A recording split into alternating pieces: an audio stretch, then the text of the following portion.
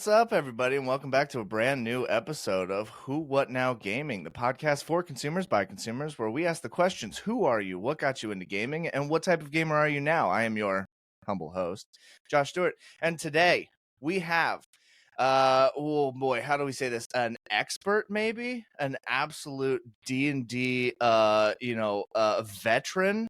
Welcome to the show, Richard Walton. How you doing, dude? Doing all right. What an intro, man. Yeah, I'm trying to hype you up too high so that, everybody's like, I love to disappoint. No, dude, you've been a D&D veteran longer than I have, I believe.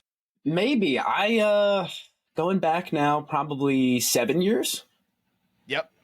So you got about 2 years on me. Okay. All right. So, first off, we always do the three main questions. So why don't you introduce yourself to the viewers? Who are you? Who is Richard? Yeah. Well, I am a young man of 26. I have been, oh geez. Who am I? I'm a gamer. I was always a theater kid, so, D&D just came naturally to me. As well, make furniture on the side. Love playing games, love watching movies, big into stories. Always been into different forms of art and things like that. Dude, that's fantastic. I did not know, oddly enough, that you were a theater kid. Oh, yeah? I feel like I exude theater kid energy, How'd you get into theater? What got you into theater? Well, I went to a pretty small school, so it was not hard to be there wasn't much competition, so I was able to get on the stage, no problem. Okay, cool. And I actually didn't know that I was a theater kid until they were looking for auditions for one of the younger kids for the high school audition, and they needed a kid with a soprano voice, and me at 11, 12 years old, I could hit that pitch. Hey, nice. So, yep. Well, that's cool. What was the first big show that you did? Big show. My school did they did Seussical. I don't know if you've ever heard of it. It's like a Broadway show and everything. It has to do with all of Dr. Seuss's characters. Oh, it's a yeah. Musical about that. And so I played JoJo, who was, in the shrunken world that Horton talks to. Whoa, JoJo. And man, you got to play the famous JoJo Siwa? Did you get the dance down? I didn't get to do the dances, but I did get to wear some sweet red Converses. Nice. So that's where it's at. Yeah. No, that's awesome, dude.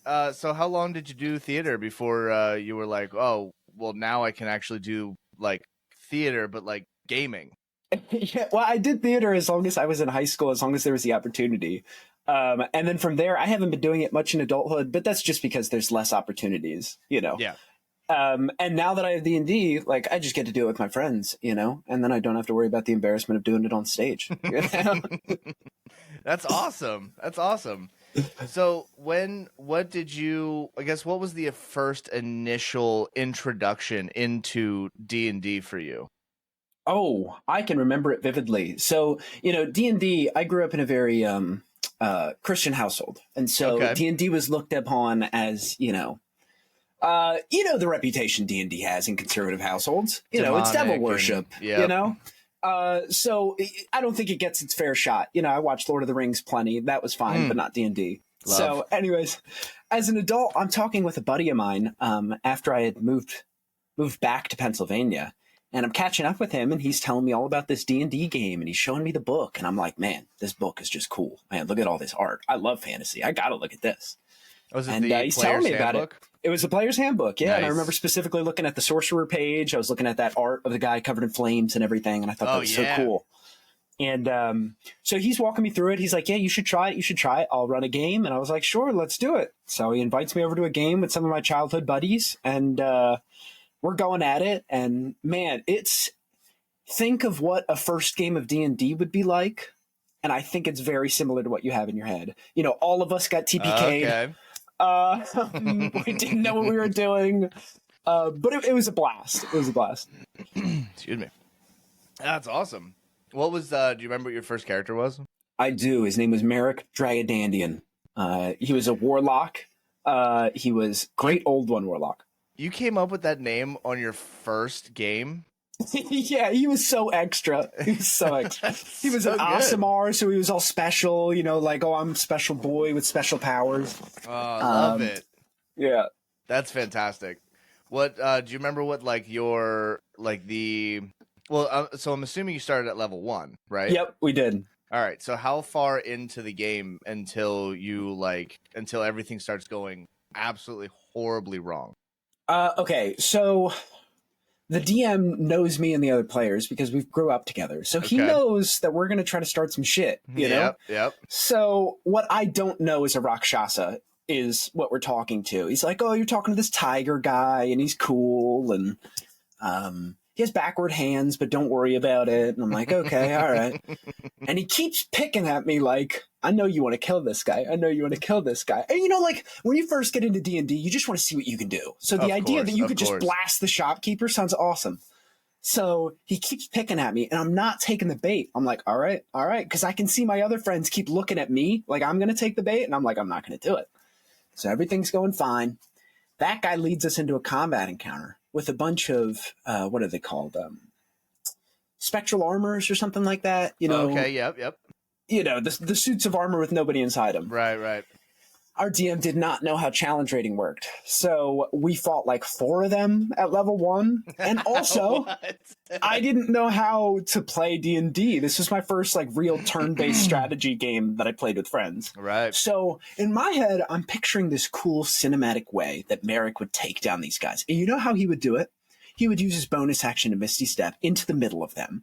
And then he would use his action to blast them all away because that would be super cool in like a comic book or a movie or something like that. However, in D&D, when you get one turn and their turns all go after you, what you end up doing is putting yourself in the middle of a bunch of guys who have 5 feet range and they all turn around and say, what up, dude? I was going to say, that sounds super cool, but unfortunately that's not how that works. No, all of my friends were looking at me like, what are you doing? I was like, trust me, guys, it's going to be cool. You're like, and then I died. This, don't worry about it. Exactly. They just show up and then they just beat the shit out of you. You're like, how's that going, buddy? So I need to roll a new character while you guys are going or what? That's pretty good. Yeah, my first game that I ever got to play, my character's name was Ornolf, and I kind of just went off the idea that like I wanted to play something that I could like grasp super like quick, so I made a barbarian, and then I started to realize that like with the mechanics of D&D as fun, honestly, as like barbarians are, they're very like limited when it comes to like doing anything. So like yes, you can hit very hard and for a lot of damage. But I mean, that's pretty much your extent until you start hitting like subclasses and stuff and you can start doing like extra abilities. But then those abilities really just kind of either amplify your ability to hit things or your chances to hit something. So like you don't really, it's not as, I guess like glorified as like a class, but still some of the most fun that I've ever had like getting into D&D. But so I think it was like early episodes, maybe like 2 or something, maybe 3. But we had a guest on, Evan, a good friend of ours, and we of the show and stuff, and we sat down one night at a table, and we were doing the opposite of almost like your backstory. We're sitting there talking about how nerdy D&D could possibly be. Nobody's gonna play this. We're like, what's the nerdiest shit you could possibly do? And we're like, D&D. We're like, that would be insane. It was like, could you imagine all of us in here, a little fireball, and we're like making fun of this stuff, and then we're like, it'd be so insane if we like played D&D, and we're like, yeah, it'd be so like crazy, right? And then we're like, what if just as a joke we played D&D? And we're like, yeah, we could maybe. And then we're like, all right, listen, low key, I kind of want to play D&D now because this kind of feels really fun. And then we're like, it slowly progresses, and then like a week later, we're all sitting around the table and we're like, D&D. It's hilarious. Yeah, it was nuts. It was super fun. I mean, I've never turned back from it at all. But you're now a DM. You've now taken the helm tooketh the Tooketh, helm. I think in this context, tooketh. Yeah, I think it's tooketh, right? You have received the chair of immense power. How do you like DMing? How is it different in your eyes from being a player?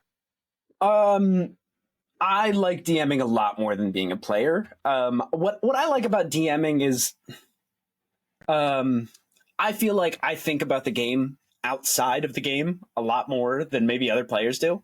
And so it gave me, something to do with that. Yeah. I was constantly, because what I would do before I became a DM is I would just think about my character, and then I would just overwhelm my DM with fucking 50 DMs a week. Like, here's what I've been thinking about my character and his progress and his backstory that I'm thinking about. And then I started my own D&D game. I really wanted to run a horror style game. So I started with Curse of Strahd. And luckily I had a good group of friends who were, the same group of friends who I'd been playing with already. And they had another day free during the week.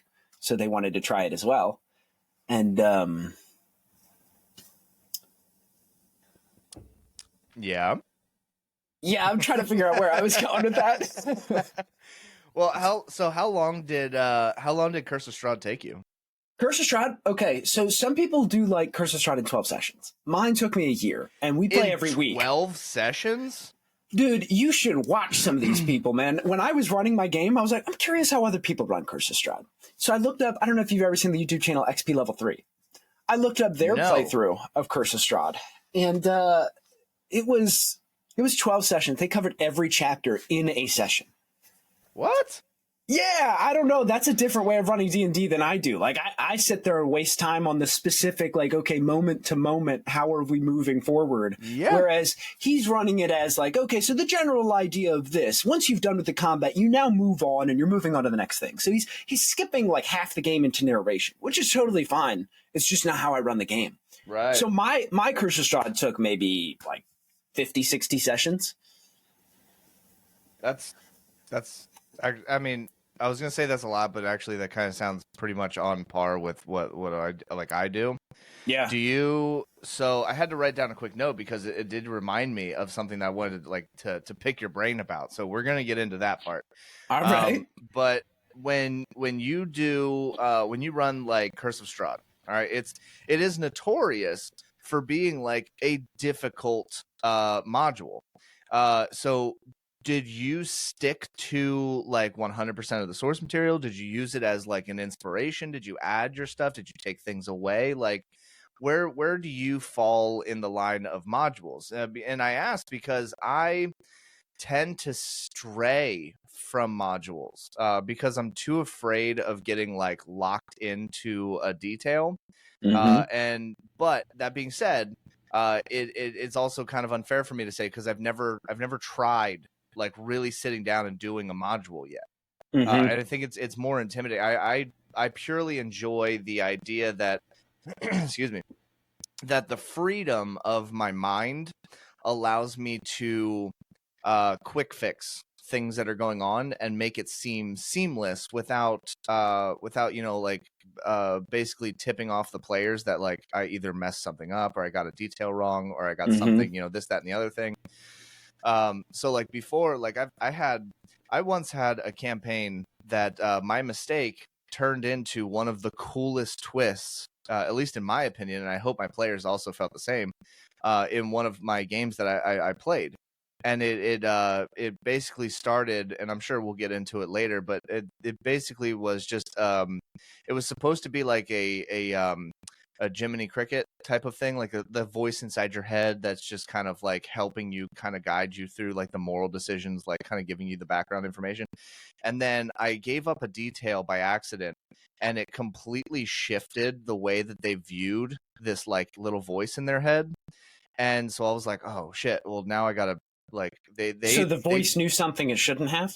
Yeah, and it was entirely because I was just very excited. It was like one of those energy nights, where like everybody's just being goofy, and I was just like, oh well, this would be so cool if like you knew this, kind of thing. And I just wasn't thinking about it, and I wasn't referring to my notes like I should have, and I was like, yeah, this person now knows this, and they're like, whoa, you shouldn't know that, and I was like, oh shit. right? And I, of course, my ego jumps in, and instead of just being like, hey, you're right, that's my bad, I messed up my notes, like let's bring it back a little bit. I decided to just play into it. I'm like, yeah, dude, absolutely knows that, all that stuff. And eventually it turns into that this voice was an individual who was locked outside of time. And now I'm like, well, now I have to have this whole like situation with the, guy who's locked out of time.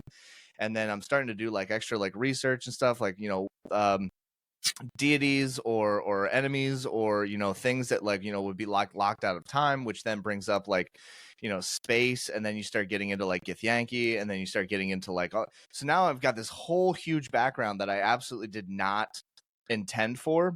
And it ended up turning into that when they eventually found this like individual locked outside of time, his name that I then panicked and named him Jack Vance. Now I don't know. Okay, so Yeah, Jack Vance is the original creator of Vecna, and Vecna is just an anagram of Vance, of Jack Vance. So then I was like, I'm going through this whole thing, and so eventually they're like, well, now we got to get this like voice outside of our head. We got to like break them free, and they break them free, and like the tag that had the name like Jack Vance on it starts to like shred and like in the fire and stuff, and as it's like laying down on the ground, the random letters start to assemble themselves, and it says Vecna. And now we have a new BBG for the game. Love it. Now I'm like, oh, now I'm loving them. One that they like, are personally tied to, right? And then they're like, how did we get like this individual in our heads? Why was he locked outside of time? And now we've like shifted the entire campaign, because now we're getting to a point where it's like, oh, this was his decision the entire time. So I ended up doing this like recreation of Vecna's origin story. And Vecna's like recreation origin story technically happens after they exist, but takes place all before they exist. And it was like this big timey-wimey nonsense. And I ended up some Doctor Who nonsense there. I spent so much time making sure that all of my dots were connected, all because we had a weird energy night and I said the wrong thing. And it turned out to be some of the most fun that we have had in D&D. And I was so proud of this, like this moment, this story that we could like continue and go through and stuff. And I don't think any of that would have happened if I had to stick with a module. So no, that's awesome. It reminds me of something that my art teacher used to tell me when I was growing up, and that was that like, don't use an eraser. You just keep drawing. You make a mistake, you work with it, make it work for the painting. Make it work for the drawing. I think your art teacher was my dad. It was a woman, so I don't know. Things might have changed from then. I mean, hey, listen, it's 2024. All right, that's right. That's right. My dad is my dad's an artist, and I've had artists on the show, and I've talked about me not having like artistic abilities, and each time I have this conversation with somebody who like does art, I always get the same response, like, you are an artist. Don't ever say that you're not an artist. Don't ever, this as that. And I'm like, no, that actually makes sense. Like, I get it. And my dad would always say, like, don't erase. Like, whatever you do, make it something else and stuff. And It's like, I didn't realize, probably, honestly, like, full honest talk, I don't think I realized that until doing this podcast. With all of the amazing guests that we have on here, I'm starting to realize that, like, don't use an eraser is such a staple in just life, in gaming, in like, finding the things that you truly enjoy and doing that.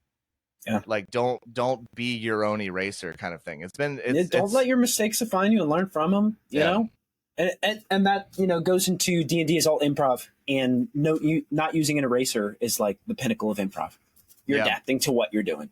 Nothing's wrong because it's always just leading to the next thing that could be funnier or better.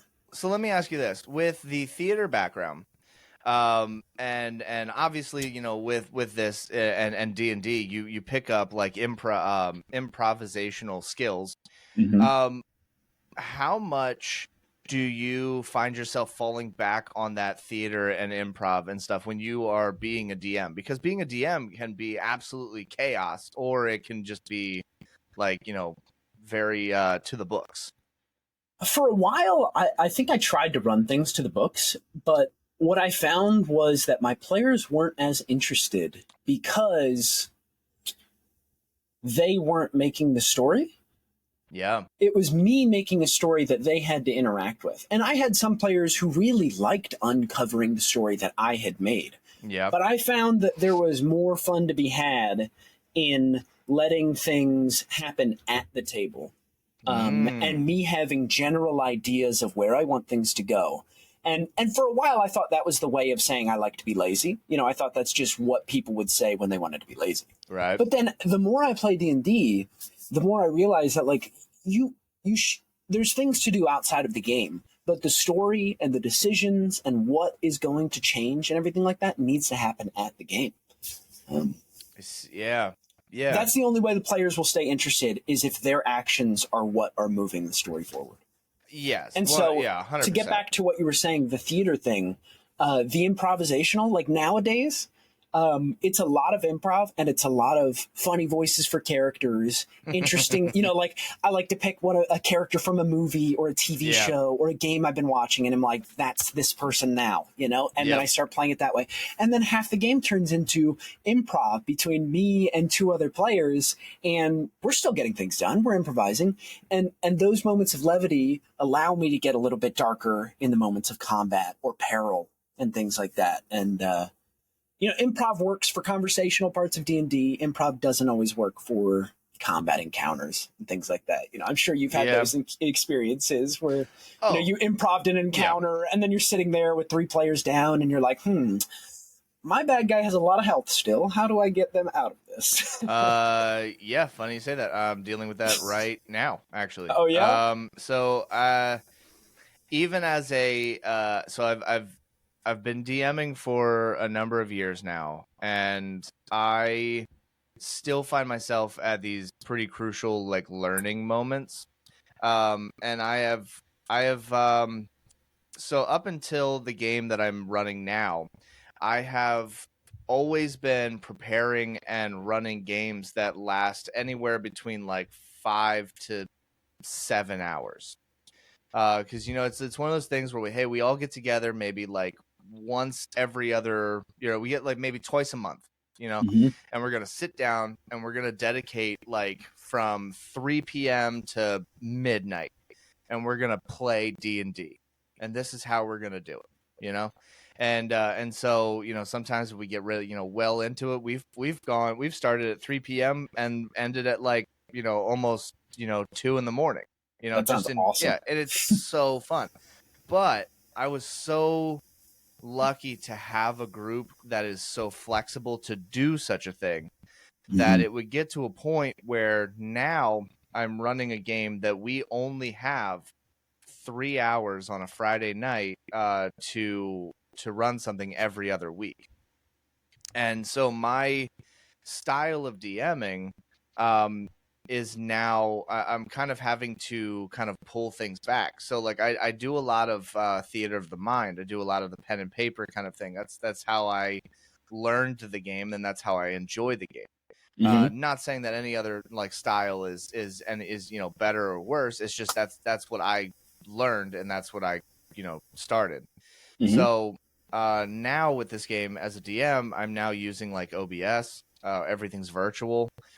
So which means I actually have to like add a bunch of things to like make sure that my players are seeing what I'm envisioning.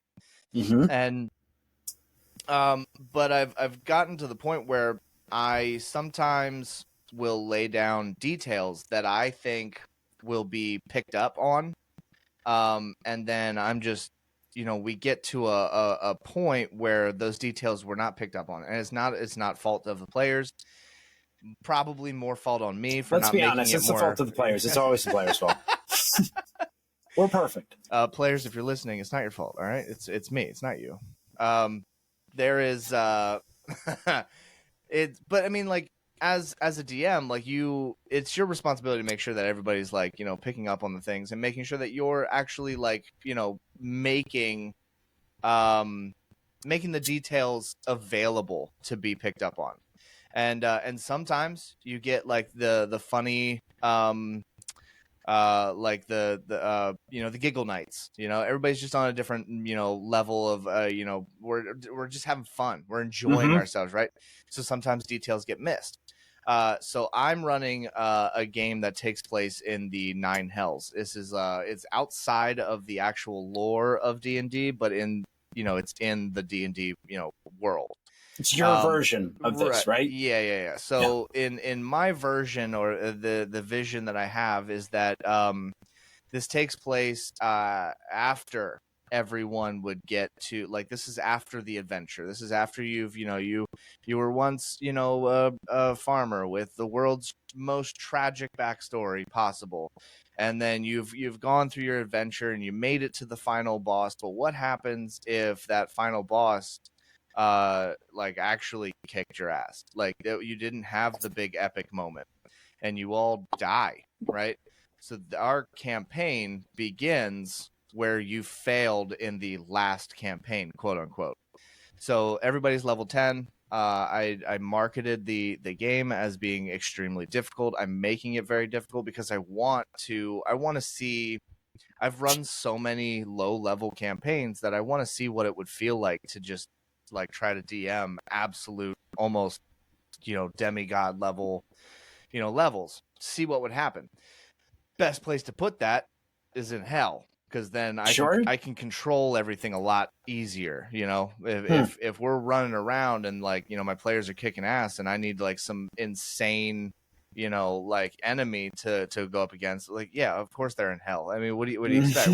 We're not fighting bunny rabbits and wolves and shit in hell. Right. We're this is some messed up stuff. So but I also wanted to push my own limits. How dark can I make something that is still enjoyable but not like when you're trying to make like a dark campaign, but all of your characters are such low level, like you have to pull your punches sometimes, because you definitely don't want to murder everyone. Curse of Strahd started at 3. I understand. Yeah. So I'm like, everybody's level 10. We're gonna go into it, and so we go into the game, and it's super, like, I went with this like real artistic like intro, and honestly, it was so much fun. We had so much fun. But then I became my own worst enemy, because as we're moving through, I think I started trying to implement things that I would normally do as a player at a table, where I'm physically in front of my players, and sometimes that does not translate well when you're doing it virtually. So I would play like a song, and I'm like, hey, listen to the lyrics. But then we're also trying to ask questions. We're trying to make sure we understand things. And a song is only like 3 minutes long. So you've got 3 minutes to listen to the song while also trying to play the game, And I definitely could have like gone about it differently or in a better way. But in the moment, it felt like that was the right way. So this whole story boils down to, we get to the boss of where they're at, and their goal is to basically investigate enough to be able to figure out a way to end their enemy. But they didn't pick up all of the things that I thought I was like laying down, and they end up fighting the absolute hardest version of this boss. And we are now the third session into just fighting this boss. Wow. And so now I'm like, because I'm like, is going to try to kill you, but also you're trying to, kill him. And at the same time, there's shit going on around you, and now we're about to hit our third session just trying to fight this thing. And so now I'm like, do I pull back? And then concerns were being voiced where the curse of being a DM is that no one knows what you're thinking. No one knows in your brain, so they don't know what your next step is going to be. So they don't know if you're trying to just murder everyone, or if you want them to die because it's going to move the story, progressively. So, and you can't disclose that information because then it spoils the mystery of what you're doing. So I kind of ended up writing myself into a corner, and I decided the last session that we were supposed to play, I said, hey, you know what? We're going to skip it. We're going to put a pause on this one. I'm going to reevaluate everything that I have written, and I'm going to reassess the way that I have approached this encounter. And I spent the last 3 weeks setting this up and rewriting it so it flows better in a 3-hour session. I think the thing you really got to remember with something like that is that if you make your encounters with a specific ending rather than leaving it open, I think that's what I was getting at with leaving things to be happening at the table. Yeah. Is if there's only one or a specific way to progress, then the players have to read your mind in order to progress. Yeah. Or they just have to hope that it works out. I think in encounters like that, if you give them multiple, you leave it open-ended, it makes your job harder. Makes your job infinitely harder because now you have to prepare for the infinite possibilities of whatever could happen. Right. But I think we as DMs shoot ourselves in the foot when we start planning a few sessions ahead because our minds start to wander. We have all this time to sit there and think about the game. So we start thinking about, okay, so how do I get them to do this cool thing that I want them to do? I've been watching this movie. I want a scene just like that. How do I get them into a scene like that? And we end up, the players don't know you're trying to do that. The players are trying to make decisions, you know what I mean, that their character would do. Yeah. And you end up shooting yourself a little bit in the foot. And you just experienced that, I see, with they didn't know what to do. You didn't know how to tell them that they were doing the right thing or the wrong thing. Right. I had a very similar situation actually in my campaign that I'm running, where these the players are at the end of this dungeon, and they find the boss that they have been looking for, Lady Moira. She is a reborn lich. She has possessed the body of this woman. And they find her. She has just gotten through with a fight. And so I am trying to tell the players that she is very badly hurt. So they might stand a chance. That's what I'm trying to imply. Right, is that right. This is not an impossible encounter. They are level 1 or 2, I believe. So the idea of fighting a lich, they're like, we know we die. Oh, so 100%. I'm trying to say she's breathing hard. There's blood coming off of her. She's leaning on her sword. She can't stand straight. I'm trying to think of these things. And there's a good few minutes there where all my players are like, we should get out of here. We should not do this. And I'm like, I don't want that to happen. She's breathing really extra hard, Yeah. Luckily, one of my players did actually exactly what you were talking about, where they were like, okay, I don't think he would purposely plan this entire encounter to try to kill us. So there got to be something that we can do. So they started, negotiating with her, trying to there's a hostage in the middle of the room. So they're like, okay, maybe we could try to get that hostage without provoking her. And that leads into her making ultimatums.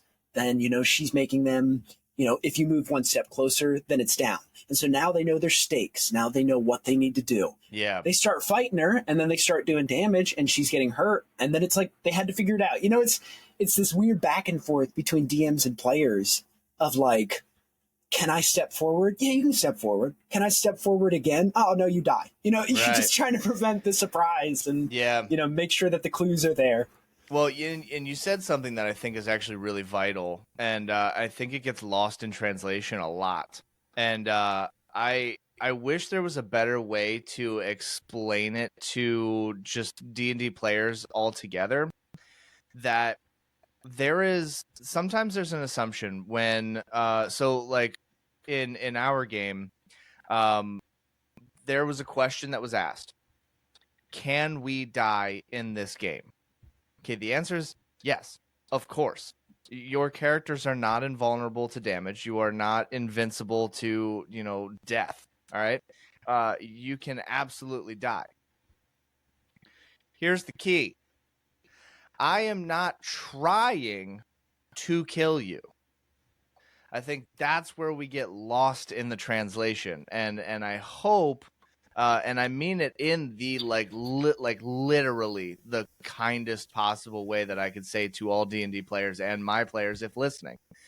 This is we are not, I'm like, as a DM, we're not trying to murder you unless it is pre-established with that player. Because if I murder all of you, all of my work goes to shit. I don't have anyone to play, to play the game. And if people are like, oh, well, you just re-roll characters. Okay, but as someone who loves stories, if I kill all of the players, no one knows what the fuck is going on. So why would I have them continue where we left off? It wouldn't make any sense. No one knows what the hell's going on. We don't know, like, those new characters wouldn't know why they're in the castle. They wouldn't know why they're being chased. They wouldn't know why they're hunting this person down. So, like, it is a collective storytelling effort where I am laying the bricks and you are choosing the path. I am not intentionally trying to kill you. If you do something stupid, like, I think I could jump that 50-foot gap, and I say, you definitely won't, or you'll have to roll a natural 20 and you don't. Yeah, I mean, you did that to yourself. You died. Like, that's on you. That's not on me. But I'm not going to purposefully put you in front of an enemy that is going to murder all of you. Like, I've also had it happen where, sorry to interrupt. No, you're fine. Please do. I've had it happen where I was running one-shots before we ran this campaign. I was running these one-shots that all took place in the same world that I was going to run my campaign in. Yeah. And what I was actually doing was, I'm making things that will connect the story later that they know about, that they don't know they know about. I like so in these that. one-shots, they're playing this boss, and they get to this boss. And I did not notice an ability on the sheet until it was time to play the game.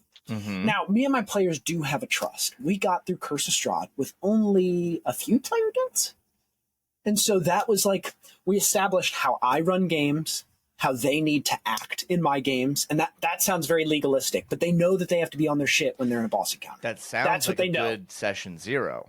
And so, and it is, you can say that, but the players have to learn to trust you over time, and you have to learn to trust them with hard encounters over time. Right. So it's a back and forth. So where was I going with that? What were they doing? Okay, so they're in this one shot.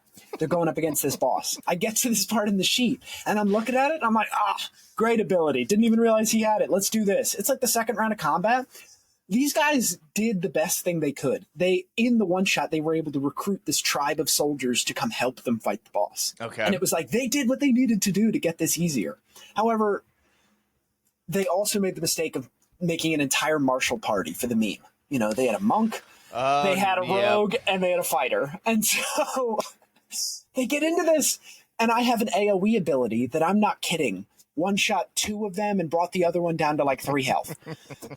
And it killed all of the soldiers since they were low level. Yeah. Like, it was that easy. Second round of combat, it is this guy, and it is one of my players left with 3 health. And this guy goes down, and I have to end the one shot with, and he stomps on your heads. And that's the end of the play. So now, as sucky as that was, because I'm not a video game who's been, patched and things like that for it to be a perfect player experience. I am one person who is trying my best to make this, ride the line of difficult and fun. Right. And, it ended up working out because I get to use this fun story for my actual campaign. And luckily it was a one shot, right? I would have never been able to do that in a campaign. That would have just ruined the night. Yes. And, now I will tell you, as much as my players knew it was a one shot, they knew it didn't matter that much. There was a terrible, sour mood in the air after that one shot. Everybody was like, all right, well, you have a good night. I'll catch you later. And it was like, oh, man, that doesn't feel good. I hated that. You're like, oh, man, nobody's returning my phone calls. And they're like, yeah whatever. Yeah, notice you guys are playing D&D on a different night. What's that about? Yeah, I wasn't invited. It's so weird. I think must have lost connection. Guess I'll just go kill imaginary people in video games. Well, but see, I think in that scenario, it's perfectly fine because you've already, like, you established, like, to yourself and in your game that you're creating backstories, you're creating details that you're going to later then connect. So it's all a part of the story, and they're one shots. Those characters don't actually, matter to the broad scheme of the the broad campaign. But if you were playing like Curse of Strahd and you're getting through, and you guys are like, you said it took like, what you said, like almost a year, 50 or to so, 60 sessions, about a year. So say you're like 35 sessions in. You're deep into the story. You know exactly what you want to do. Your players are ready. And then you just showed up and you purposefully kill every single person in that party. Well, now, like, they're done. Made my job infinitely harder. They don't trust me anymore. Exactly. They don't like the game that I run. 100%. And that's kind of what I'm saying. So there's like, I like what you said, where you have to get to a point where your players trust the DM trusts the players, and I think that's what, like, not something that you can fully establish in a session 0, but what I guess my question is, what are things that you personally like to implement into your games that make it clear what your like actual intentions are with a story? Do you outright tell people? Is there a style that you go with that kind of allows that? Do you have specific like crit ratings for your enemies and such when you do so? Like what is your, like, I guess, hit me with your mind thoughts. My mind thoughts in I got them. Do you mean in like combat difficulty, or do you mean in progressing through the story? Like contextual clues to help them know what they're supposed to do? Is that what you mean? So I did mean the progression of the story, but you brought up combat, and that actually kind of does bring up a curiosity, because combat is a difficult thing sometimes for a DM to make sure that you're properly like setting everything, because like one of the, for those who don't know, one of the difficult things with D&D is that your level not always really a good representation of how strong your party is. Absolutely. You can have so critical ratings are based off of like how much or what level your party should be at a certain, like at an average of 4 players, kind of thing. So you could, with a proper build, you could technically have a duo party that is stronger at the same level than a party of 4 players. Yep. And so getting your critical ratings to be the proper, I guess, like setups is not always the easiest. Sometimes you can spend like hours and hours on like on an encounter and think, oh, this is going to be the perfect thing, and then a player goes and throws some kind of nonsensical shit out there that you didn't plan for. Yep, your subclass can do that. What? Yeah, 100%. Yeah, and then all of a sudden it's like, bam, your encounter's over. You spent like real time like trying to figure this one out, and then it's done in no time. Now, one of the best things about that, though, as opposed to finding out that your boss or your enemy can do stuff like that and you're in a pickle where the players are in trouble, when your players do that, though, like, okay, maybe my session is going to be a little bit more improv because they just took away the hour that I had planned right there. Right. But dude, the excitement at the table when your players do something like that, you can't get that anywhere else. Your players are going to be so unbelievably hyped that they got one over on you. Their special decisions that they made when they were creating their character actually mattered in a situation like this. And it wasn't just some meaningless, okay, you didn't have to do one more side quest. No, like you made this boss encounter a cakewalk because you made the right decisions with building your character. I respect that a ton. I love somebody who takes the time into their build to make it good. I'm lucky that all 4 of my players like to do that. Because if I had somebody who didn't do that and they were in my game, they would hate it, because they'd be playing with people who are the same level as them, but way stronger. Now reverse it. Now you have figured out you can do something, and you've absolutely wrecked your party. Exactly, that one-shot situation. Like, oh man, and everybody's in a terrible mood. Everybody's sour. Nobody's having fun, because it's, as the DM, I get to do a lot of stuff. Winning is not something I need to do as well. Right. So the moment that I realized that this enemy at full strength in our campaign for the the 9 hells, I'm like looking through and I'm like, oh, what other things can we do here? And then I'm looking at like some of the spells and the abilities and stuff. I'm just like browsing while like, all the other players are like taking their turns and stuff and trying to figure out, communicate and everything. And then I came across a 2-worded spell that like I was like, I can't not use this because it would be too good. Why wouldn't it's too good. And so when I'm looking over there and I realize that my enemy has the ability to use power word kill. Oh yeah. And I'm just like, if I don't use it, then I'm not truly fighting with this character's full potential. But then if I use it, but also the players don't know that he has that. You don't have to use it because they don't know he has it. But you want to, don't you? But I know he has it. Oh my gosh! Listen, man. When it comes down to yeah, when it comes down to it, though, at the end of the day, in D&D, we're all just players. We all want to have the fun, epic moments and stuff. And yes, I love so much when my players are doing so like awesome and everything. But then sometimes it is kind of fun just to throw a wrench into it and just see everyone, kind of fall apart, and then go, it's okay. I'll put it back together. Don't worry about it. Like. There was the final boss fight with Strahd at Curse of Strahd. They got to have, the Avengers thing where, like, expectations were not subverted. The entire time they were going to fight Strahd, the final fight is against Strahd. It's exactly what they've been waiting for all of these sessions. They have been building their characters to level 12 to kick this vampire's ass. They get to this guy. And so, this is a tangent, but this guy... I have been mysteriously hinting to this hooded figure that's been showing up now, along with Strahd, to these events. And they're like, who is this hooded figure? At the end, it's revealed this hooded figure was a simulacrum that Strahd had made of himself. Mm-hmm. So now they're fighting 2 Strahds in this. This one Strahd sends a disintegration spell at one of my players. And there was a moment in that final boss fight, it was near the beginning of the boss fight, where we all held our breaths. This guy might not be able to play this boss fight, depending on how this roll goes. Because you can't revivify a disintegration. You can't do anything. You can't pick him back up. That's done. So that was a wild moment where, like you're thinking, that power word kill. I saw that disintegrate, and I was like, oh yeah. Oh yeah. You're like, and so I'm sitting there we're like... just going to take one person completely out of the game. Now, guys, I hope you know, if you do not make this save, you will probably not be playing for the next session or two, which is really disappointing. But, this spell is in the game for a reason. Yeah. And I want to press the red button. So luckily he made the save, and he was all right, and it all worked out.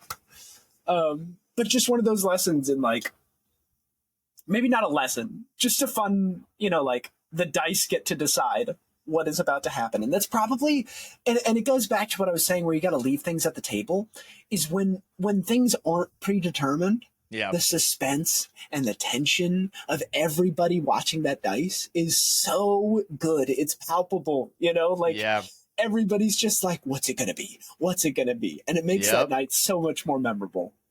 So let me ask you this then: when doing those types of roles, those big epic moments, you've got your players' attentions, you're pulling everything together, okay, and you know that this decision right now is going to hinge on the rest of the mood for the rest of this like campaign and stuff.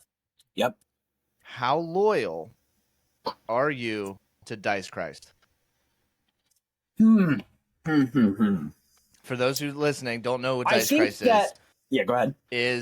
Dice Christ is the ability to take the full value of your dice. You do not fudge them. You do not change them. You do not lie to your players. What exactly the dice say is exactly what goes. I think a good DM knows when to fudge and when not to. A moment like that you build up the tension for, you need to know when you're willing to fudge and when you're willing to not. A big moment like that, you are taking all stakes and tension out of by fudging a thing like that. There are small moments, I think, where you can get away with fudging, where the players won't even notice, and it'll just make the game better. It'll only make the game worse if you don't fudge it. A moment like that, though, you got to build the tension up in a moment like that. Like, that moment's got to happen, Yes. I think I'm sure you're familiar, but Brennan Lee Mulligan, Is does like Dimension 20 and it's part of like Dropout and everything. He's got a fun thing when they do their games, which is just the box of doom. And it's like basically, the DM's way of saying, hey, we're going to put this directly in front of the table, which means whatever the dice say goes. There is and it's right out in front of everybody. There's no way that I could even pretend to fudge this roll. Like it's going to happen. And that's awesome. Those moments of like absolute top tension, I think, make the most epic moments. But then, sometimes maybe you spent 600,000 hours building up an encounter or building like a backstory of this like one boss or whatever. And then your players come in there and they basically one-shot them. And you know what? Sometimes I'm not opposed to giving that, enemy just a little extra health so that we can maybe we're just going to be like, adding to it in between rounds. Yeah, just so that we can have maybe 2 or 3 rounds just so I could at least play the character I spent so much time building. It's so good. Well, so I want to get into I heard a rumor and I want you to confirm or deny, because if this is true, this is probably the coolest shit I've ever heard of in my life. There's a rumor from people that you and I both know saying that you have a very special set of dice specifically for rolling while doing virtual games. They are on pre-order. I do not have them yet. Oh my! But I am so excited, dude. I'm so excited. Please tell the viewers and everything about this, because this is probably I didn't even know this was even possible. I'm gonna pull up the name of this.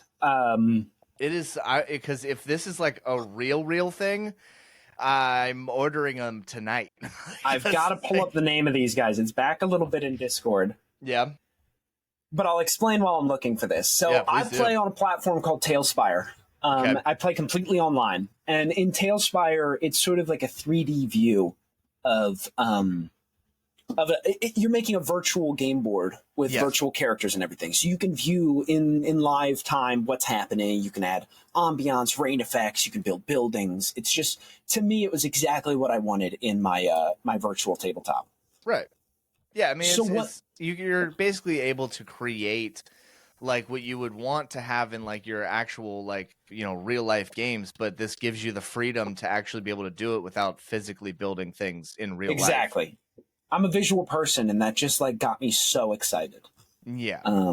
I'm visual in the way that I love a scenery and ambiance and a destination picture. But when it comes to needing to see the inside of every tavern, I'm good. Like a tavern's a tavern, you know what I mean? Yeah, exactly. In fact, I just ran a session where I was like, guys, you're going into a tavern. It's going to be theater of the mind. Yeah, 100%. Yeah, there's times where sometimes I enjoy just looking at just a table with a full model thing set up, because the theater of my mind will go nuts on that. I'll enjoy that part, Mm-hmm. Man, I cannot find these dice for the life of me, but I will explain what they do with these. I would love to find the name of them so that more people could pre-order them. So what they do is these things have some kind of digital device inside of them, and they light up. And when you roll them physically, they are connected to an account on your computer that will then digitally read whatever you rolled physically. So I love rolling physically, but playing digitally, it meant that it's not that they don't trust me, but your players just have to trust you. They don't have another choice. Right. They couldn't verify you if they wanted to. And I don't like that. I don't like that feeling. So with these dice, I'm going to sit there and be able to have the satisfaction of rolling in person, which, I mean, half the fun of playing D&D is just rolling them funny little dice, which 100%. Maybe isn't true, but it's still a fun time. It is for me. Okay. All right. Are you kidding me? I just bought... I'm a good company then. I just bought a bag just because I saw it to hold all of my dice. There's awesome. One of our guests of the show, Evan, constantly gives me shit about the amount of dice I have because I'm a dice goblin. I'm 100% I have got a dice a friend goblin. that I have to introduce to you who has, I'm not kidding, thousands of dollars worth of dice. And I'm not saying little plastic different colored dice. I'm talking thousands of dollars of quality, themed. Every single one is unique. Some of them are made of bone. Some of them are made of pure steel. They're wicked. That's 100%. I need to find this person because like Yes. I went and bought so I originally, like, my very very first game, our DM, we have a tradition in our circle of games, and it is I like to pass it on to my players who eventually become DMs and stuff. The deal is, when you pull somebody in to play D&D for the first time, right? You as a DM have the responsibility to, you're the one teaching them D&D, so you got to make it fun, entertaining, but you also have to make sure that they understand the core mechanics and the core rules and stuff. So as a DM, if I have somebody coming into the game who is brand new, the first thing I do is I buy you, or I present you with your own first set of dice. That is my gift to you to play the game. Because what that does is that gets them. They now have an attachment to the hobby, not just to your game. Mm-hmm. Yeah, and I'm now introducing you, and like, because I've collected so many of them, sometimes I'm like, hey, while I'm setting the game up, this is what you need. You need one of these, one of these, one of these, all the way through, and then I just hand them the bag, like my bag, and I go, make your set of dice. Make your dice that you think would be something that you enjoy and that you will love. And so then we have like a bunch of players with these like mix match dice and stuff, but it's unique to them. They chose the dice. So now when it comes to like, rolling and stuff, it's like that, that quote unquote, that Harry Potter moment. I'm like, you didn't just buy a set of dice and you roll them and you're like, oh, well, this one must just be, defected or something. Now I'm like, no, here's a giant bag of dice. Let those dice, speak to you, kind of like choose your dice, make your set of dice, kind of thing. So I went and bought this bag. I think it's labeled from Critical Role, but I found it at one of our local bookstores. And because I continue every year, every time I see dice, I got to buy dice. And so if we go to like a convention or like the Renaissance Fair or, whatever, if there's a set of dice, I'm buying it. And so I just keep adding to this collection. So it got to the point where I had 3 bags filled with dice. And I was like, well, now every time I go places, I want to have all my dice because I'm a dice goblin. So like I want to get a bigger bag. So I ended up getting this big bag that's got all these different slots on it. Now it's just basically just like I could probably put it on the end of a stick and make it like, my homeless dice bag. Hobo so, Josh. Yeah, it's so good. I love it. I love it so much.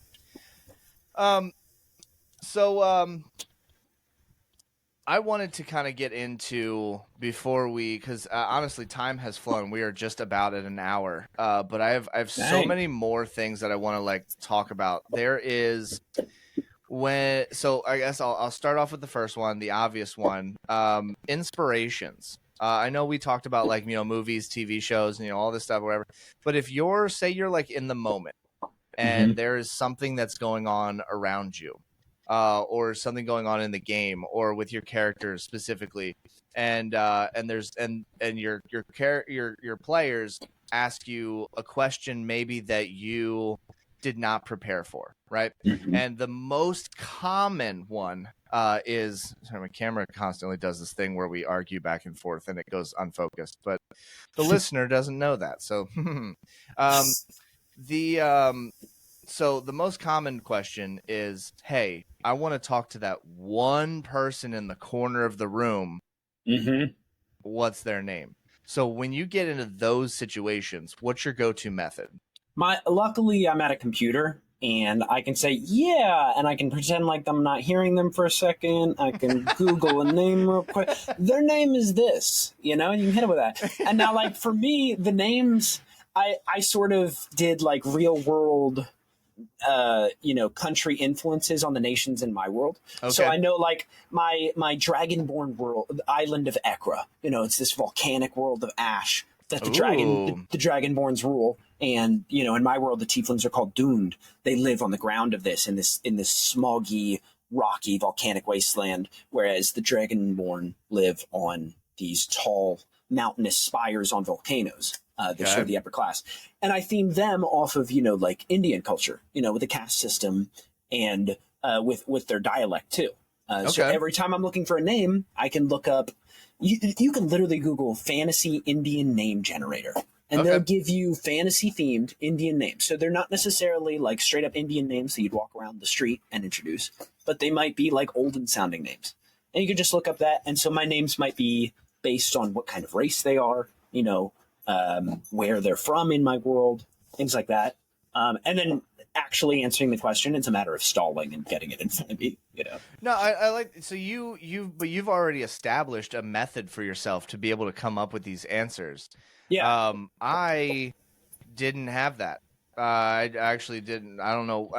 I just don't do those and things. It's not that it's really half the time it's for you and the one player who might notice. Yeah. Everybody else is just going to go, I'm not writing that name down. Next. Yeah. What information does he have? I was going to say my players have found a whether it be this game or previous games that I've had, my players would always kind of figure out my weakness, and they could tell which characters have information and which characters don't have information solely based on their names. So like if you're going up, you're looking for a character and they're like, we got to find this person. They're like, oh, this person is Gorthalax, the Impaler. You're like, the that Undying. person's got it, yeah. And they're like, and then who's your buddy? And he's like, oh, that's Steve. And you're like, all right, well, Steve doesn't know shit. We share the same brain, dude. Yeah. They're like, well, Steve don't know shit, so we don't need to worry about Steve. But Gorthalax definitely knows some shit. This guy's name is Willem. Oh, fuck Willem. You're like, yeah, get that guy out of here. So I was actually just recently introduced. I don't, like I said in the beginning, I don't use technology a whole lot. So doing this whole virtual thing is still very new to me. I was introduced recently to whether some people find it cheating, some people don't, whatever. All right. It's a very helpful tool when used correctly. ChatGPT or ChatGPT. I don't know however the hell it's supposed to be. You're talking about my code DM. Yeah. Well, listen, last night I sat there and I was like, I'm waiting, I'm just like laying in bed. I'm just like fucking around on my phone and stuff. Right. And I'm like, all right, I keep hearing about it. People keep suggesting it to me. Let's check it out. Right. So I download the app. I'm like, let's go figure something out.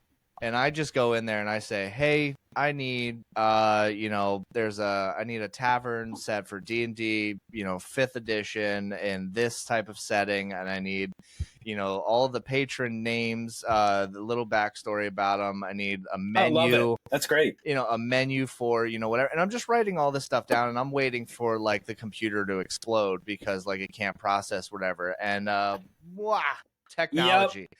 When I hit enter for the next 3 minutes, I just watch it come up with a full itinerary of an entire town, the list of names, backgrounds, how they're connected, the menus, the prices for these things. And I'm just like, what? That is a great way to use it. Menus and all that little stuff that I am not concerned with, but would make the world feel more real. Oh my that's God. where it's so useful. And I'm like, I'm not going to use it for my big stuff in the game, but I'm like, oh my God, we're walking through a town. Everyone always wants to know, where's the tavern? What are they selling?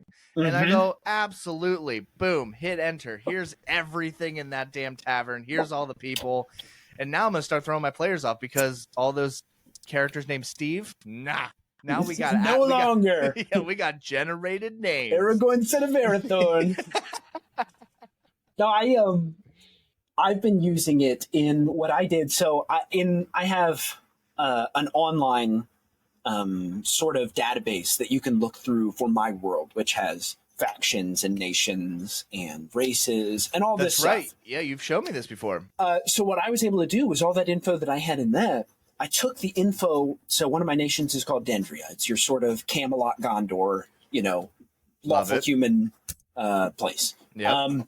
So I took all of the information I had typed on that, different races, their values, their ideals, their history.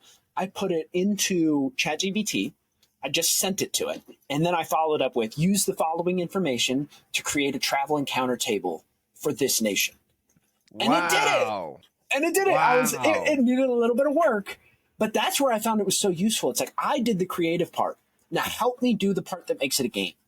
And it's the same thing with you doing it for a tavern. Like you were like, hey, I have an idea for a tavern. Now fill out all this little stuff that I would have to spend a disgusting amount of time that I don't want to do it. Maybe some DMs like doing that. That's not what I do it. So that, damn, See, that's where I need to learn more about the things that you can do. Dude, Because everybody brings a new perspective on it. I didn't think of that in thing, like it's the amount of ways that you can use AI conversationally is insane. Yeah. Well, all right. I'll tell you off camera, because I got some news for the show, but our viewers won't know about it until eventually I lock everything down and that episode. All right, guys, out. I'm a man of the people. I'll share. I'm taking this down. But yeah, I think like being able to use these resources can only benefit your individual games to an extent where they can only make everything so much better and more engaging, but it makes everything feel so real. Mm-hmm. Like all the little details. Yeah, yep. And it's something that I think it almost kind of brings to the D&D table that like video games already do, but in the difference is that like in video games you're like, oh, this is nonsensical, I don't need this information, because it's just visually it's right there in front of you. But in video D&D, games, your objective is to go hunt the guy. It's not to investigate this. But in D&D, right, your objective is whatever you want it to be. Exactly. So that information is as useful as you want it to be. Yes, I think it's so nice. So I guess last subject I wanted to kind of pick your brain about here. When it comes to the necessity of the unspoken danger of being a DM, the forbidden railroading, where do you fall on that line, and how? And what are your feelings on like the necessity and of like railroading sometimes, or the like just letting your players, like how much freedom is too much freedom, and how much railroading is too much railroading? I've definitely struggled with that in my games, wondering whether I'm leaning too far one way or the other. And I think I've been back to what I was saying earlier, where I used to prep a lot, where I want them to go, where I want them to end up, and for me, that was railroading, was that I was prepping where they were going to end up. That's the problem. I should only be prepping the situation in my mind. And I think it's because the best D&D to me is the one that has the least amount of strings attached. So, like, I'm learning that the more modules I read and the more ways I think about running the game, the best game, the one that the players feel the most empowered to, the ones that will make them want to make decisions and act and be forward, is the one where they have an idea of what they need to do, but you are giving them a sandbox. Yeah. There's a line, but I think it always leans towards less strings attached makes a better game. The less strings attached that you can still run a game without it going off the rails is the best. And I know that's vague, but it's specific to each individual person. Yeah. If your players are okay with the amount that you are prepping and having things ready for them, then maybe you're good with running a choose your own adventure railroading game, where the players only have to make specific decisions sometimes because they don't. Some people want to move through it linearly. They want to know what their objective is and they want to move towards it. Some people are playing D&D to figure out what they can do, to discover it at the table. And I'm finding as time goes on, it's that latter one that I like doing. Yeah. I love figuring out that night what is leading your character to do. And this is this tangent's going to go on forever, but these players, when there isn't a set place to be and that they have to end up, it means that they get to look at what their characters would want to do, right, and make that decision based off of that. And it allows for conflict within the party to be settled like they are their characters. I'm a big fan of role play, so I love it when my players act as if they are their character and make decisions based off of that. I think I'm repeating myself, but the less strings attached, the more power you're giving them to do that. No, I really love that idea, the way you said that, because I sometimes I definitely think it's a struggle for DMs all over, Because sometimes you're like, hey, we've spent a lot of time doing this one thing, and we do need to like get the story progressing, some way or shape or form. And then there's sometimes where you're like, hey, there really is like a clear path as to like, hey, we're gonna go from point A to point B. But I want the players to have the freedom to do so. And I've played in games before where it's like you can go wherever you want. And I go, fantastic. I want to go this direction. They go, that's a dead end. And you go, oh, all right, my bad. And then I'm like, hey, I'll go this direction. Be like, well, this is an empty building. You're like, okay, well, I'm going to go over to this That's area. a railroad like, with extra steps. Right. And I'm just like, as much as I love the freedom, we could get to something really, really cool if you would just tell me that there's nothing around, that I need to worry about. You know what I mean? Like, I almost think that it's a matter of like, you could spend forever thinking of all the ways that your players could go. Yeah. But what you really need to do is give them the freedom to go wherever they want and be able to lead them in the same direction. Okay, you want to go check out the tavern, or do you want to go check out the mortician? Either one you check out, you might get different information, but they're both going to lead to the same place, and they don't know that. They only know that they chose that option and that got them the right answer. Yes, I think I said it before on the podcast. Sometimes there are times where if my players definitely, like if we get to a crossroads, you can go left, you can go right, not physically, but metaphorically through a story, right? Mm-hmm. You go left, you go right, and the players say, well, I want to go right. Well, I know that the answer to this is down the opposite path. So I say, hey, we're gonna go, you need to go down the left path. They're like, we want to go down the right path. Let's do this. I'm like, you know what? Fine. When it really comes, boils down to it, it doesn't matter what path you choose.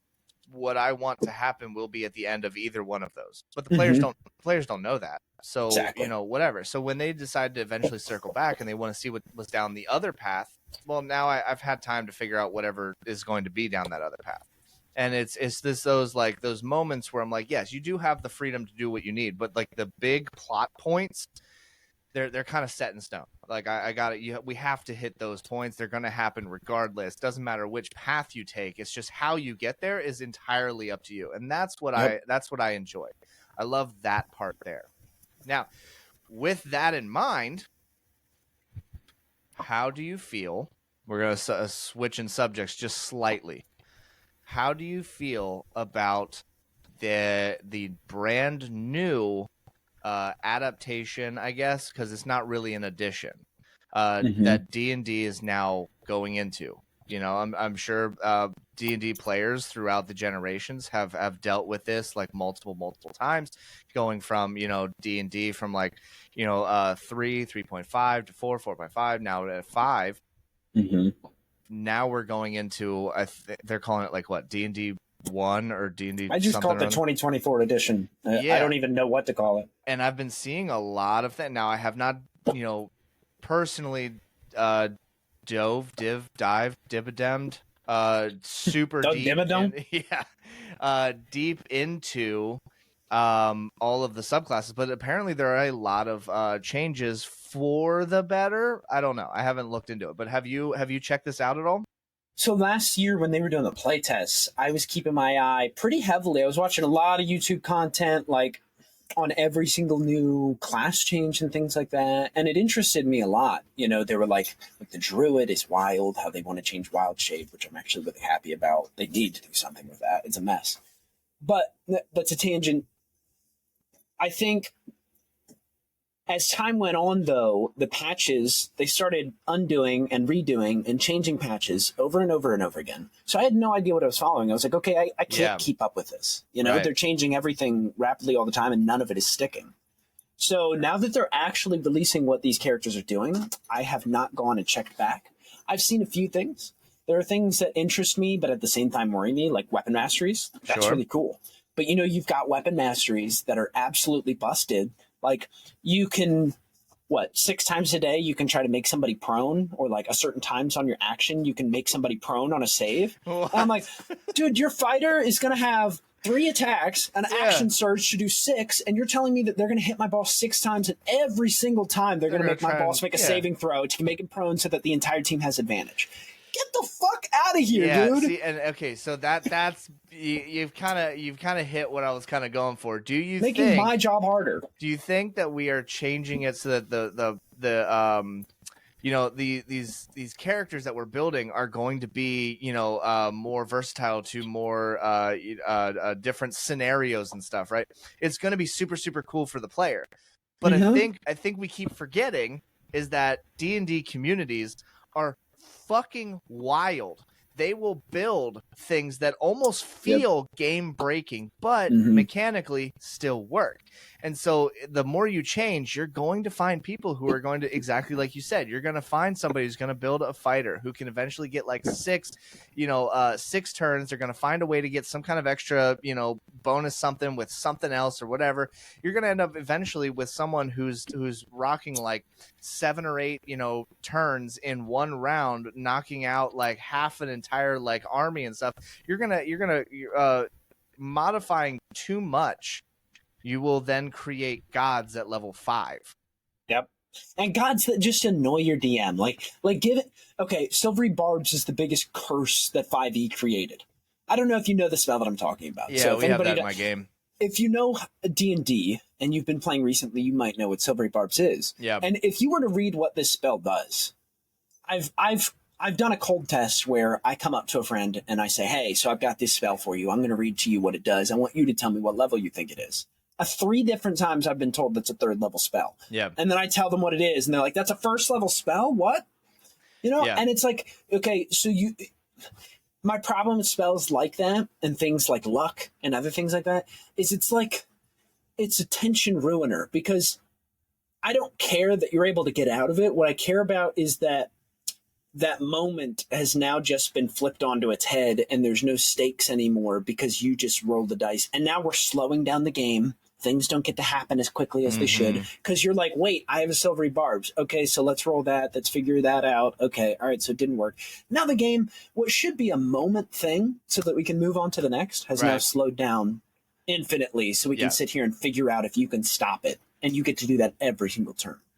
And it's things like that that I think that D&D is moving in a direction where they're trying to give players an option to do every single thing and prevent every single thing. And what you're doing is dude, Chris Perkins, if you're watching one of these videos, he goes, now this ability will really annoy some monsters. I'm like, no.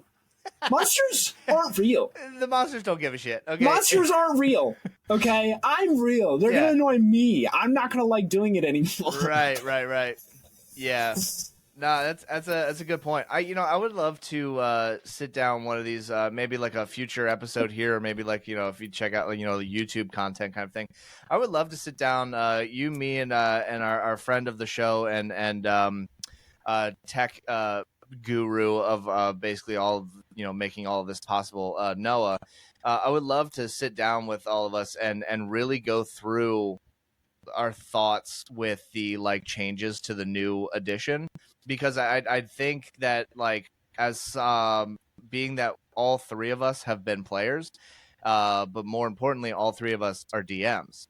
And I think that there is going to be some major discrepancies when you boil down what makes something super, super awesome for a player is not necessarily going to be super, super awesome for a DM.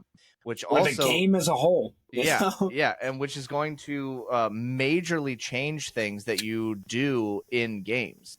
Because for instance, if you have someone who can do a massive amount of damage, you have a player who's a barbarian, they're completely decked out with full damage build kind of thing, right?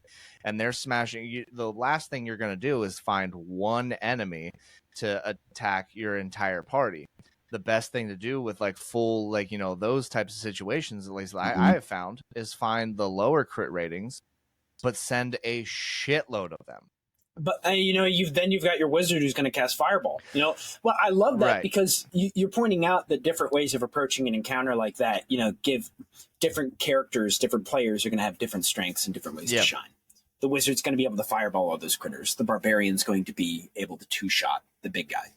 Yeah, I've had one where they found themselves into a tomb type of thing with all these caskets decoratively like placed along all of the walls and stuff. And when they went in there, it was like this real like Indiana Jones moment. You know, the doors closing, they're now trapped in there. They got to find the puzzle to get themselves out of there, right? And they solved it incorrectly, which was more fun for me, not fun for them, but it was more fun for me.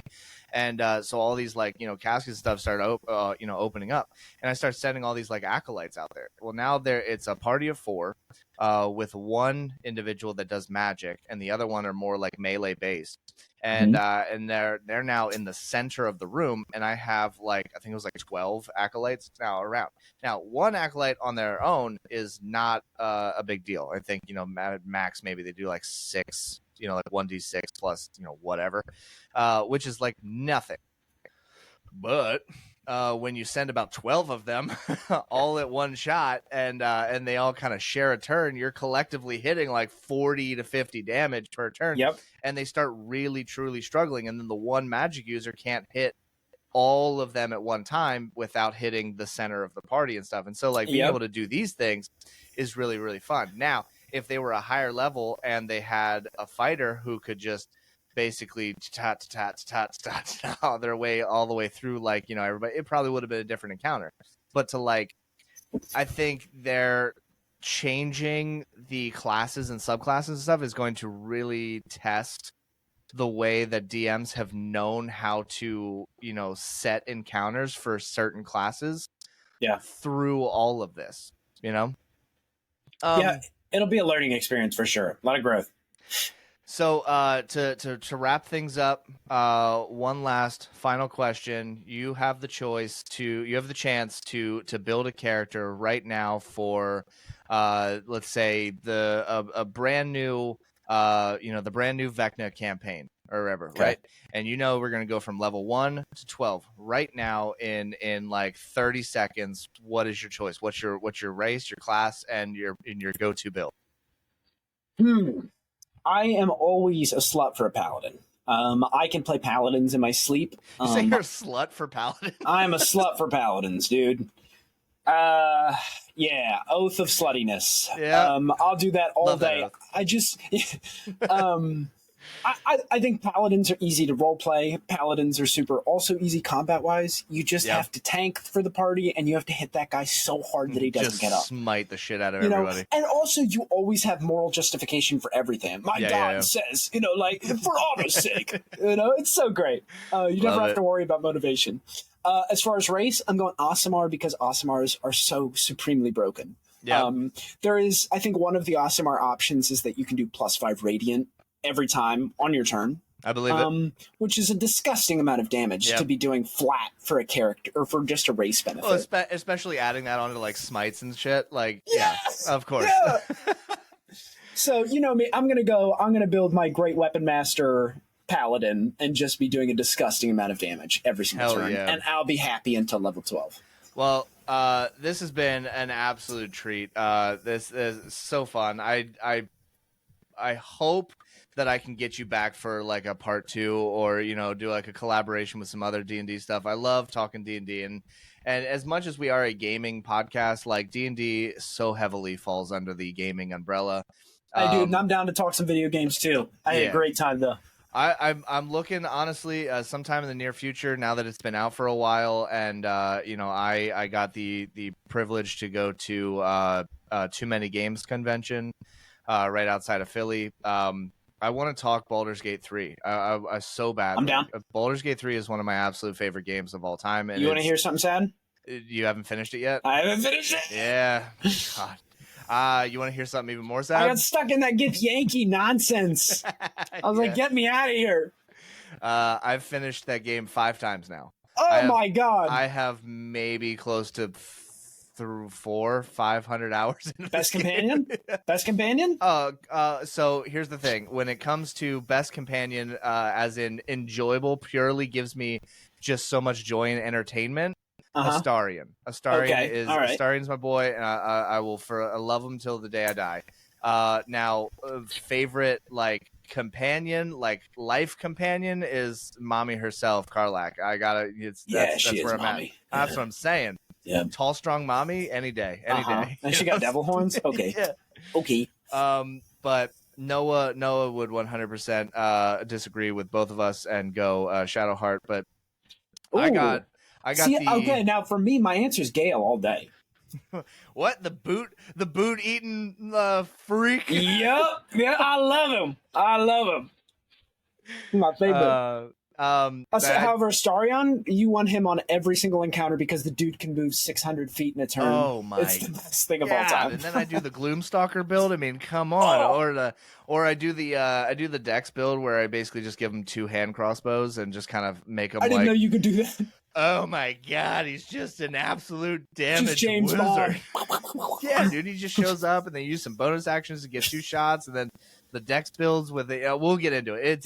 I've spent way too much time playing this game, and it's still pick it back up. Purely enjoyable to me. But I did get to meet Neil Newbon, who is the voice of Astarion, and dope. Yeah, I got the autograph, and it's been like my big thing that I won't shut the fuck up about for like the last 2 weeks. So anyway, thank you so much, dude, for being on the show. We absolutely have to do this again. Yeah, thanks for having me. I do this thing. I leave it open at the very end of the show. Is there anything that you would like to plug or shout out? It could be anywhere that you are on social media, anything that you're working on right now. It could be a favorite food, a drink you had last night, or something you're looking forward to in the future. Watch House of the Dragon, y'all. Watch it. It's so good. You're like the 5th person who's told me to watch this damn show. Yeah, dude. You don't even need to watch Game of Thrones. Just watch House of the Dragon. All right. Fine. Do it. It's a sign. You've had 5 signs now. Pay attention. I'm telling you, the Lord is speaking. I got people in my stream who will be like, it's House of Dragons night. I'll be back later. And I'm like, man, everybody's watching this damn show, man. You gotta. All right. Well, is there anything else you want to plug? Find you on social medias? Nope. I am off of social medias and happier for it. Oh, you're off the grid playing D&D in the woods. Oh yeah, that's me. Well, if you're a D&D player or a TTRPG player and you've got a bit of a spicy side, please go check out on TikTok Danny Reads Dirty Books, and I will tell you right now, please be prepared. It's stuff. Bring a towel. All right. Anyway, moving on. We have the tech guy of the show. Absolute fantastic individual. We love him so much. Please go check out Nerdy Noah Reads on YouTube. Fantastic videos. Fantastic. Honestly, just the concept of a show is amazing. I love it. I hate reading, and that's why I love it so much. He takes fantastic articles that are going on in like the gaming and TTRPG world, breaks them down, reads everything, and then talks about it at the end. It really is a good way to get like basically the idea of what is going on in the article without having to take the time and try to figure it out yourself. He does an amazing job breaking it down and talking about it at the end. It really is like so good. You can also find Nerdy Noah Reads on TikTok, so please go check that out. If you like what we're doing with the show, you can find us on YouTube at Who What Now Pod. If you're watching this, you found it. Way to go. If you want to find us on TikTok, we are at Who What Now Pod, the official TikTok of the show. We have all of our short clips and gaming moments from stream. Speaking of stream, we are on Twitch, finally, kind of. It's been like 3 weeks, but we're doing great. It's a lot of fun. We are currently working our way through Baldur's Gate 3, where if you join the chat while we are live, you get the opportunity to choose all of my decisions. The Awesome. premise is that I make I build all the characters so that it counters all of chat absolutely trying to destroy my game. So it's so fun. We have a lot of fun. We're laughing, doing stream stuff. But you can also find us on Instagram at Phoenix Story. You can find us on Instagram at Who What Now Pod, on Twitch, twitch.tv/Phoenix Stewart, PhoenixStwrt. All links will be at the bottom of the description for each episode. So check those out. And until next time, Richard, my dude, thank you so much for being here. This was an absolute blast, and I absolutely have to have you back for another episode. Yes, sir. Until next Anytime. time, have a fantastic month. Have a fantastic day. Enjoy the days around you. Hug a tree, kiss a squirrel, and high five a mountain. And we'll catch you on the next one. Butter squash.